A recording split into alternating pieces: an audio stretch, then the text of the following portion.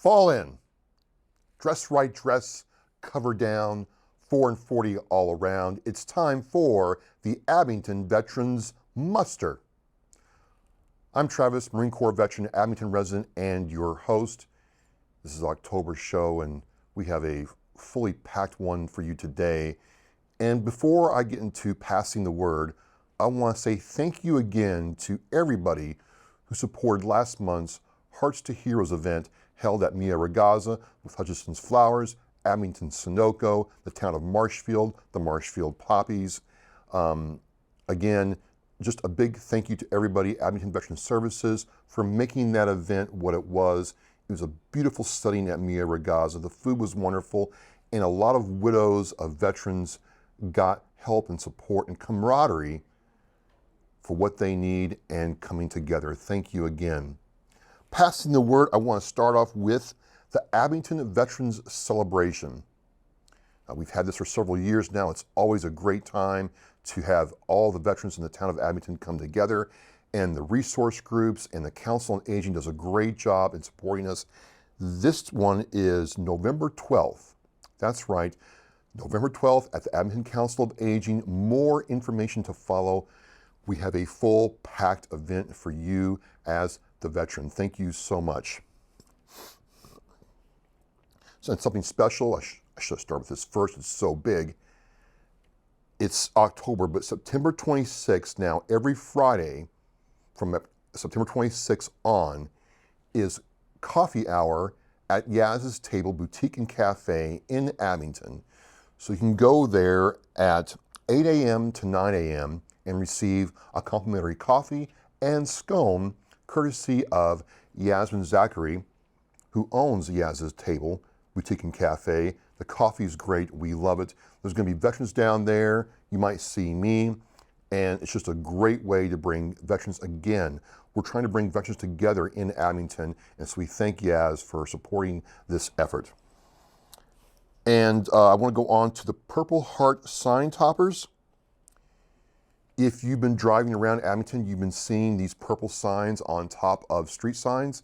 This is a very, very big project. We're now at the end phase of it, but if you look at all the information that was gathered to collect information about these, men and women who were wounded or killed in action and the cost that they incurred for our country, this is just a really small memento, a small way that we here in Abington can honor their sacrifice. So every Purple Heart sign is somebody who got wounded in action, in service to our country, and we here in Abington are supporting them. There's still time to participate. If you know a veteran who served in Abington or lived in Abington and served, you can contact the Town of Abington Veterans Services, Adam Gunn or Lisa McGovern, and they can get you set up to apply to be part of this program. So a real brief passing the word this month, not a lot to say. Oh yeah, one other thing.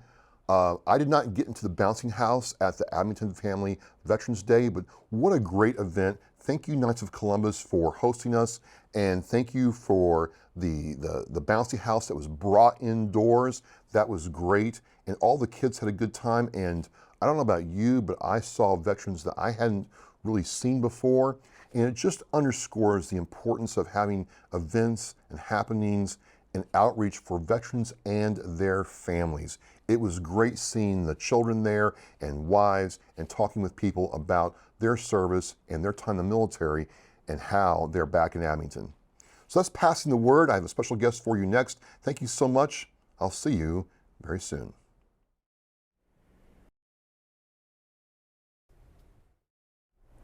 And we're back. I love this part of doing the Abington Veterans Muster. It's always great to talk to people who have been in Abington, around Abington, in Massachusetts, and veterans especially. And this veteran is like a first, but not a first. So I am pleased to introduce, at this time, Janice, my fellow Veterans Advisory Council member who served in the Army, to the Abington Veterans Muster. Janice, hi. Welcome. Thank you so much for having me. it's great to be here. Think about how many times we've sat across from each other in the council meetings, you know, guiding Adam, guiding what's going on, and hearing all these great ideas. And now we're like doing this even more for real. I know, really. What do you think? I think it's fabulous. I think it's a great thing. Thank you for doing it. Well, thank you for being here. And, you know, we talked about before you came on how, you know, the aspect of the female veteran experience, the female service member experience, and you served in the Army, and the Army has changed a lot since, you know, I was in the Marine Corps, and I went to Hawk School at Fort Bliss. Okay. And I was told it's a very different compound there now. But before we get to all that good stuff, were you born, bred here in Abington? Yes. I'm actually living in the house that my mom and dad have when I was created, so to speak. And gave birth. On the seventh day, yeah. Janice was created. My mom, she had me at Brockton Hospital, and they lived in the house. My dad had ended up passing away, and we were living in Brockton, Peter and I, and with the two boys, Robert and William, and we decided, like, hey, why don't we help, because my mom couldn't afford it. We couldn't afford an apartment and a house. So we had the whole top of the house ripped on, and we put on 3 more bedrooms, enlarged the kitchen, and she lived downstairs, we lived upstairs, but we shared this kitchen downstairs, and it was wonderful. It worked out great, and because she couldn't afford it, so it really worked well. And my brother was there too for a period of time, so you know, it helped everybody. Great, great. Bonus question right off the bat. Mm-hmm. When was the first time you went to Martin's in Abington? Oh gosh, a couple years ago. You lived in Abington all your life, and it was just a Yes. I don't know why. It's like, I mean, like as far as we'd go, would be Trukey's or what, you know, we'd grocery shop there. But just never. Yeah, I just never did, and you know, missing a whole big thing too. That was But you've gone several times since then. Yes. Okay, I'm always curious because I have some Abingtonians who, well, I remember when I was 5 years old, my grandfather and grandma and dad took me there, and I have some like yourself who just that we've all gone by it, but never went inside. Okay. Yeah. So you're born, bred in Abington, went to the Frollo, went to all the and Woodsdale, all those schools, and then you graduate high school. Yes. What did you do after high school? After high school, I went to Massasoit and got a 2-year accounting degree. Oh, you like numbers. I love numbers. I love paper. What is it about numbers and paper that you like so much? I don't know. It keeps me busy. It keeps my mind active. I like doing our house budget and making sure the bank balance checks off of the balance with the bank, and So numbers can tell stories. Oh yeah. Really? I mean, sometimes it's like I'm looking at a balance sheet and I'm trying to go through it, and it took me some practice to get good at it, but you just love doing it. Yeah, I like to see where we're spending our money. Is it something we can cut back on? Should we be putting it somewhere else? Or I love doing all that stuff.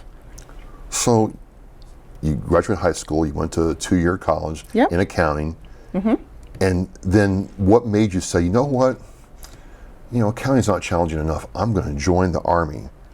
Well, actually, I started working part-time and then full-time for Bachman Distributing Company. Okay.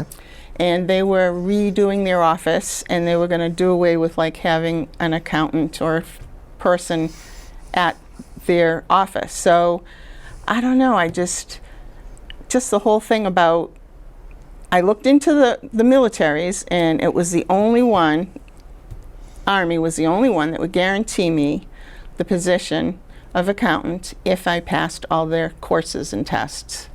So I know the Marine Corps doesn't guarantee anything, trust me. Yeah. Well, this was back then. Right. And my dad was mad at me because I didn't even consider the Navy, but I was like, Dad, they won't promise me anything. They're going to make me whatever, and I really want accounting. But you took the test and everything, though, right? The ASVAB? Yeah, ASVAB, yeah. Oh, yeah. Okay, and they still wouldn't guarantee you? No. All the branches, the recruiters, they were very at least it was one thing. It was a make or break point, and they knew I Air wanted Force to too? accounting. Yeah, it was like Army was the only one. So you packed up, you go in the Army, you're in the Army now. Yep, basic training. Hello. Now, what was that like? You know, you're from Abington, you're from the Northeast. What was it like uprooting and going to this strange place and doing all this? It was exhausting, but it was exhilarating. You become the camaraderie. You become friends with people that lived way across the country.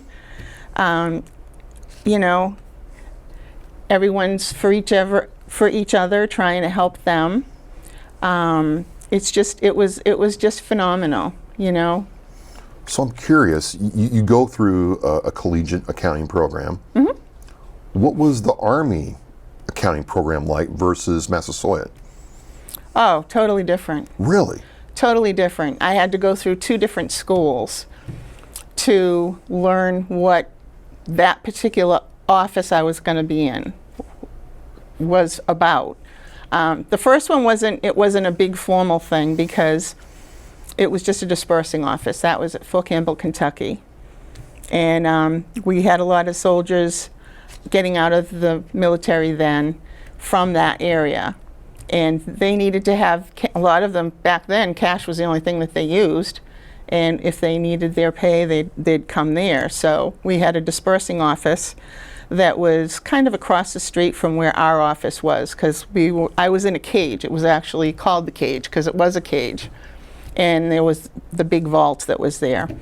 And when they were getting their travel pay and stuff, there were vouchers, and there was like 60 different blocks on it with numbers. And I had a programmable calculator. So I had to know which block meant which thing. And I'd have to go through and key it in to come up with the person's final pay. So that was very interesting to learn all that. I was going to ask you, there's no computers, there's no... Not back then, nothing. Printers per se? No. Well, we had the printers with the pages with the dots on the side, yeah. The holes.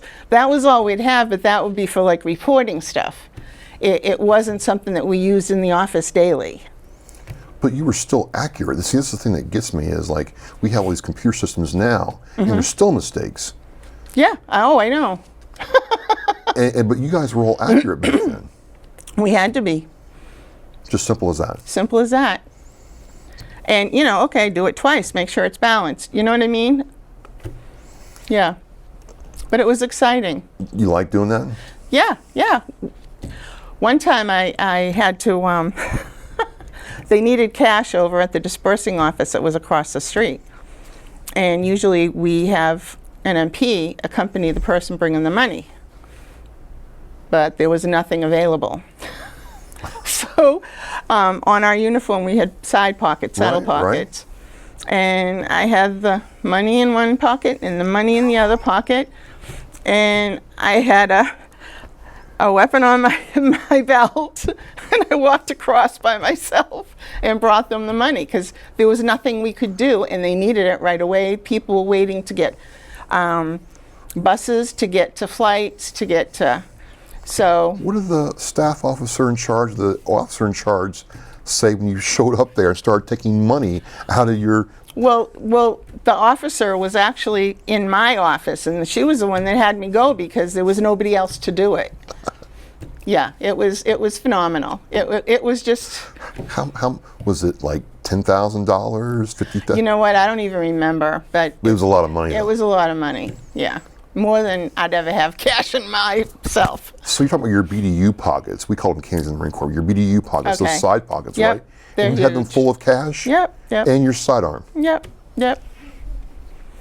Just walking across the street? Walking across the street, making believe nothing's different, or, you know, da-da-da-da-da. Well, thank God you didn't get hit by a car or 5 times. No, really, that would have been exciting. Bills flying around. I can't imagine that safety brief. No. How long did you serve in the Army, Janice? I was in for about 4 years. 4 years? Yep. So you do that and you get out. And what was that transition period like in your life? Well, if I can back up just a smidge, Sure, yeah, absolutely. I ended up going over to West Germany, Okay. and I worked for a comptroller's office Oh, nice. there. And I was manager of a $40 million budget there, and that's where I met my husband, Peter, by the way. But anyways, that was like unbelievable, just unbelievable. This was back when we had microfiche, and I'd have to check all the microfiche to make sure that we were getting what we should be charged for. And anyways, one time I was looking at it, and I see like things on it that shouldn't be on it, that we shouldn't be getting charged for, like a tank, okay? And so I pick up the phone, I call Fifth Corps, and I'm like, you guys got to look at this run, because you're charging us for stuff that shouldn't be coming out of our budget. So they're like, okay. So the next thing I know, I get my captain in front of me, and he's like, Colonel wants to see you in the office. I'm like, okay. So I go in there, and I'm like, oh crap, what did I do now? And he's like, you have to report Monday morning at 9:30 in the morning to the commander for an impact ARCOM. Because I was the only one that found that there was stuff wrong with the system that caused the overage, and it ended up saving them about, I don't know if it was 40 million. Did they give you a medal for that? Yeah. So nobody Nobody else. didn't charge for a tank. And I'm not at 5th Corps, I'm at 3rd Armor Division, so I'm like probably 2 officers below them.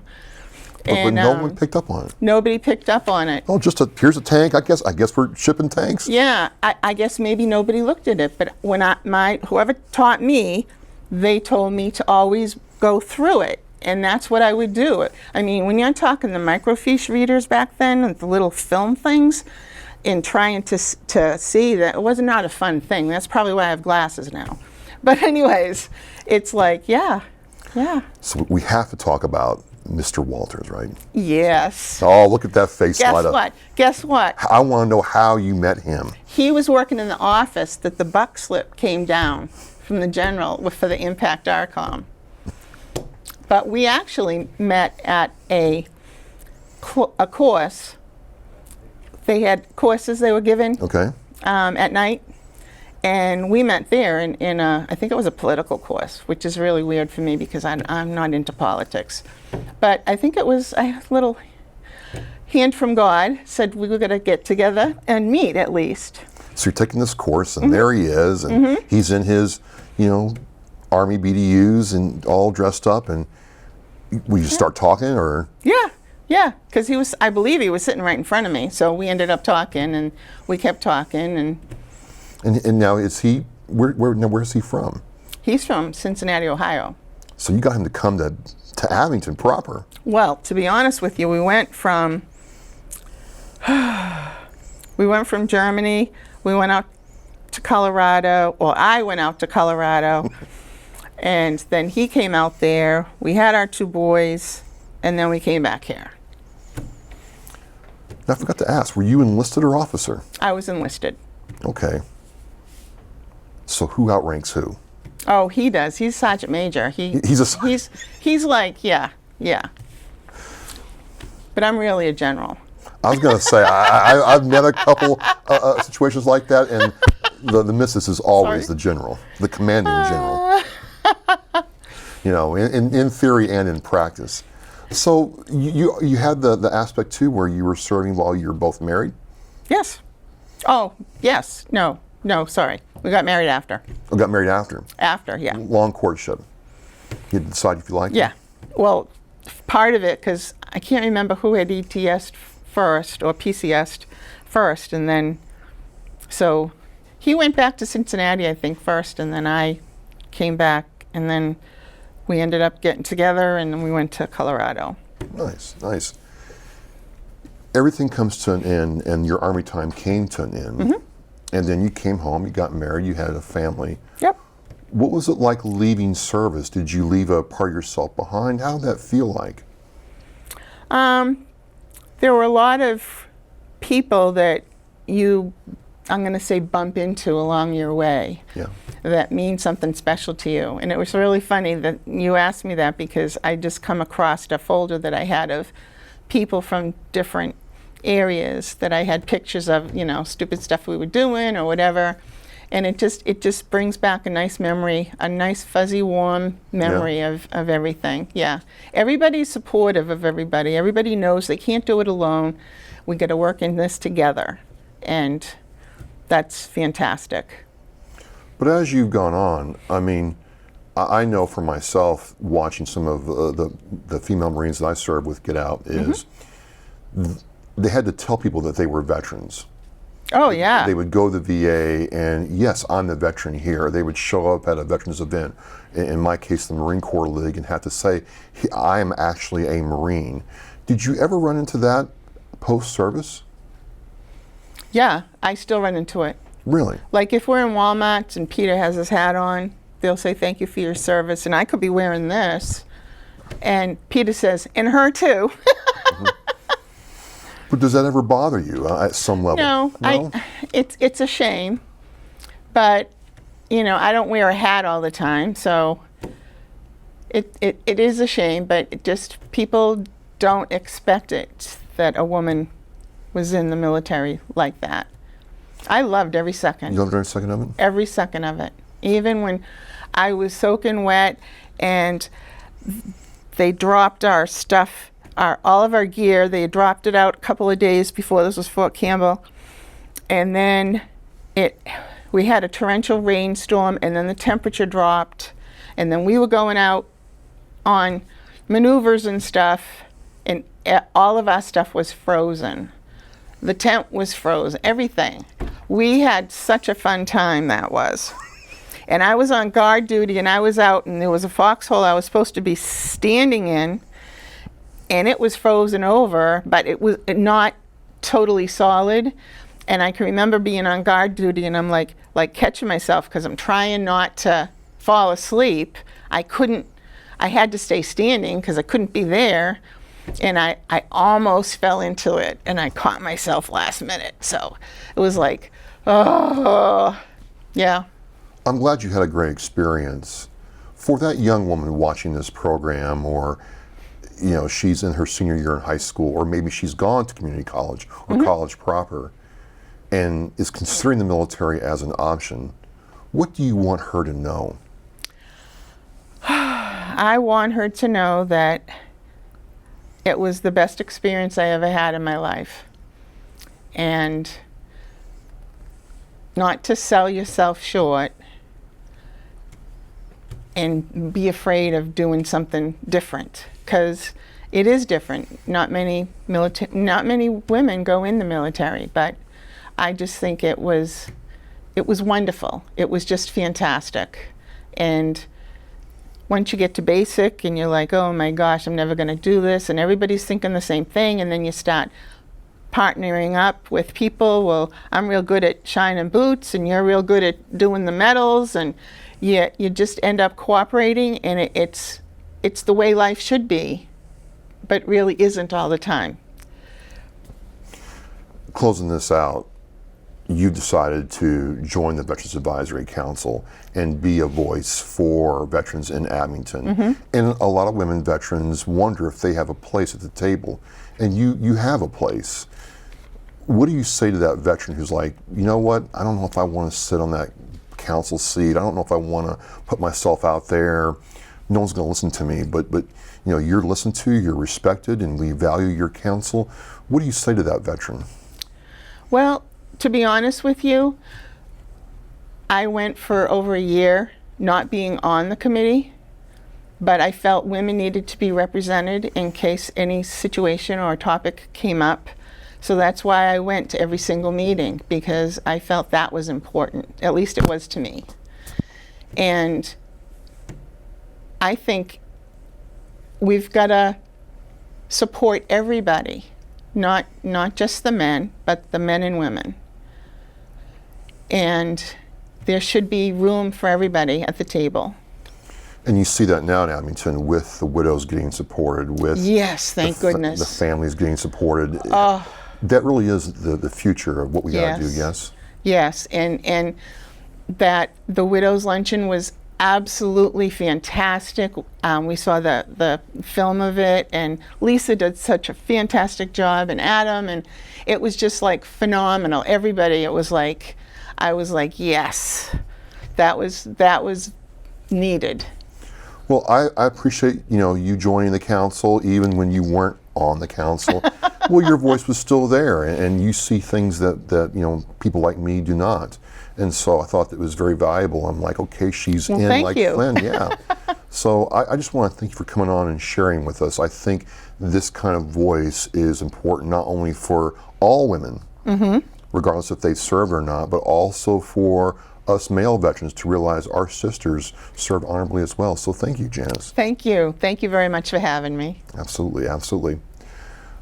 Well, there you have it, folks. My guest today, Janice Walters, Army veteran, found her husband in the Army, thank you, Pete, and now came back to Abington, had a family, put down roots, and is serving Abington veterans now.